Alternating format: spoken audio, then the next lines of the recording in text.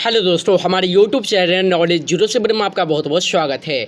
तो आज हम आपके लिए लेकर आए हुए हैं भूगोल का वीवीआई सब्जेक्टिव क्वेश्चन, जो लेसन नंबर प्राकृतिक संसाधन का है और गौ का वन्य एवं वन्य प्राणी संसाधन का आज हम वीवीआई सब्जेक्टिव क्वेश्चन देखने वाले हैं। जी हाँ, एग्जामिनेशन बोर्ड के दृष्टिकोण से इस चैप्टर से जितना भी सब्जेक्टिव क्वेश्चन आने की संभावना है उन सभी प्रश्नों पर आज हम डिस्कस करने वाले हैं। जी हाँ, इस चैप्टर से जितना भी सब्जेक्टिव क्वेश्चन आने की संभावना है एग्जाम में उन सभी प्रश्नों पर आज हम डिस्कस करने वाले हैं। तो चलिए बिना समय गवाते हुए वीडियो को शुरू कर लेते हैं। जी हाँ, तो पहले लघुत्तरी क्वेश्चन देखते हैं। इस चैप्टर से लघुत्तरी क्वेश्चन आता है और दीर्घोत्तरी क्वेश्चन कम ही पूछा जाता है, तो इसीलिए आज हम लघुत्तरी क्वेश्चन पर डिस्कस करने वाले हैं। जी हाँ, तो देखिए क्वेश्चन नंबर 1 कुछ इस प्रकार है। बिहार में वन संपदा की वर्तमान स्थिति का वर्णन कीजिए। तो कुछ इस प्रकार उत्तर है। वो दिन समाप्त हो गए जब वो दोनों वनों के विषय में बिहार का भी कोई स्थान था। वो दिन समाप्त हो गए जब वनों के विषय में बिहार का भी कोई स्थान था, लेकिन राज्य के बंटवारे अर्थात झारखंड राज्य के बने जाने से अधिकांश वन क्षेत्र उसी राज्य में पड़ गए हैं। जब जो बिहार राज्य और झारखंड राज्य जो एक थे तो बिहार में भी कुछ अधिकांश वन क्षेत्र था, लेकिन अभी कुछ भी नहीं है। बिहार का भी कोई स्थान था वन में, लेकिन अभी सब बंटवारा जो हो गया है वो सभी कहाँ चला गया है? झारखंड राज्य में चला गया है। बंटवारा के कारण राज्य में पड़ गए हैं। परिणाम हुआ है कि वन क्षेत्रों के मामले में बिहार प्राय गरीब हो गया है। परिणाम ये हुआ है कि वन क्षेत्रों के मामले में बिहार प्राय गरीब हो गया है। यहाँ की अधिकांश भूमि में कृषि कार्य ही होता है। फलतः बिहार के 7.1% भूमि में ही वन है।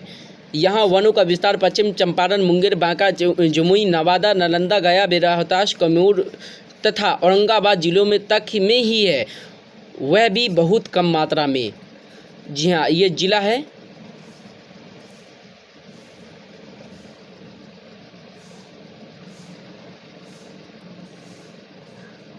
तो चलिए नेक्स्ट क्वेश्चन को देख लेते हैं, क्वेश्चन नंबर 2 को।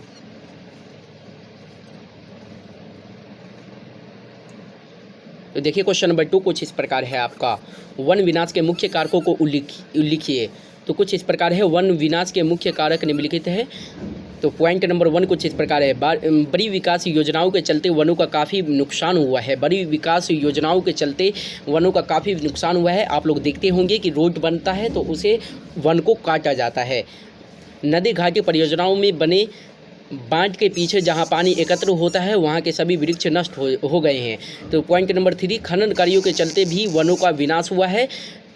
जनसंख्या की वृद्धि के कारण अन्नोत्पादन तथा आवास के लिए वनों का काटकर जमीन प्राप्त की गई है। जनसंख्या की वृद्धि के कारण अन्नोत्पादन तथा आवास के लिए यानी कि रहने के लिए वनों को काटकर जमीन प्राप्त की गई है। जी हाँ, तो अगर आप 2 नंबर क्वेश्चन का उत्तर कुछ इस प्रकार देते हैं तो आप लोग को 2 मार्क में आएगा, तो 2 मार्क आप लोग को फुल मिलेगा। जी हाँ, तो देखिए क्वेश्चन नंबर 3 कुछ इस प्रकार है आपका। वन्य जीविका ह्रास के 4 प्रमुख कारकों का उल्लेख कीजिए। तो कुछ इस प्रकार है। वन्य जीविका ह्रास के 4 प्रमुख कारण निम्नलिखित हैं। शिकार के शौक को पूरा करना, वन्य जीव की खाली हड्डी तथा दांतों की विदेशी भारी मांग। शिकार को शौक को पूरा करना, वन्य जीविका ह्रास जो हो रहा है, ख़त्म जो हो रहा है, ये प्रमुख कारकों का उल्लेख कीजिए। यानी कि इस महत्वपूर्ण पॉइंट बताइए। शिकार को शौक को पूरा करना, वन्य जीवों को खाल हड्डी तथा दांतों के विदेशों में भारी मांग हो रहा है। कुछ लोग आज भी वन्य जीव की जैसे हिरन, खरगोश और कुछ पक्षियों को मांस शौक से खाते हैं। तो पॉइंट नंबर 4 देखिए। पॉइंट नंबर 4 देखिए। वनों की बेतहाशा कटाई से वन्य जीवों का प्राकृतिक आवास की कमी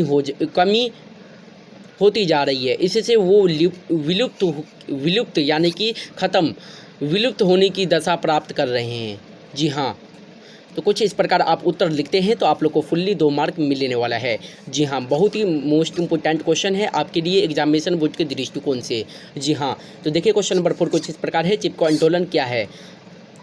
टेढ़ी बांध बनाने से हजारों वृक्ष काटे गए। इन्हें काटने से पहले ही बहुगुणा जी ने चिपको आंदोलन चलाया था।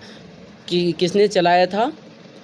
बहुगुणा जी ने चिपको आंदोलन चलाया था। तो ऑब्जेक्टिव क्वेश्चन में आ सकता है कि चिपको आंदोलन किसने चलाया था? तो ऑप्शन में रहेगा बहुगुणा जी। तो आप राइट ऑप्शन मारिएगा बहुगुणा जी। जी हाँ।